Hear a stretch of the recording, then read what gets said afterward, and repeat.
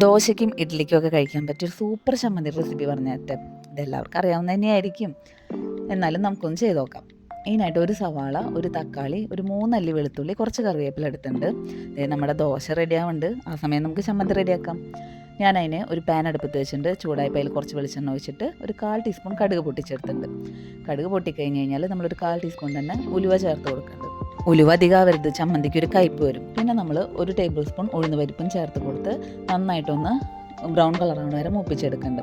അതിനുശേഷം നമ്മൾ നേരത്തെ മാറ്റി വെച്ച 3 അല്ലി വെളുത്തുള്ളി, കുറച്ച് കറിവേപ്പില ഇട്ടിട്ട് നന്നായിട്ടൊന്ന് മൂപ്പിച്ചെടുക്കാം. പിന്നെ നമ്മൾ സവാള, തക്കാളി, കുറച്ച് ഉപ്പ് എന്നിവ ചേർത്തിട്ട് നന്നായിട്ടും തക്കാളി ഒന്ന് വെന്തുടയണ വരെ അടച്ച് വെച്ചൊന്ന് വേവിച്ചെടുക്കാം.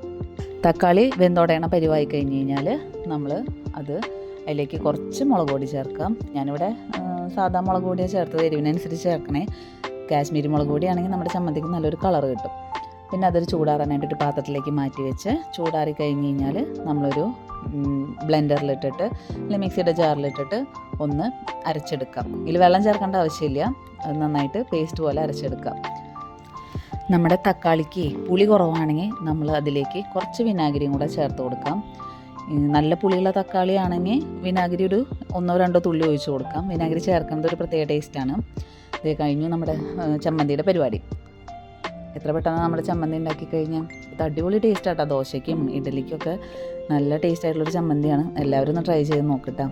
എന്നിട്ട് നിങ്ങളുടെ അഭിപ്രായം പറയണേ. വീഡിയോ ഇഷ്ടമായാലും എല്ലാവരും ലൈക്ക് ചെയ്യുക, ഷെയർ ചെയ്യുക, കമൻറ്റ് ചെയ്യുക, സബ്സ്ക്രൈബ് ചെയ്യുക. Thank you.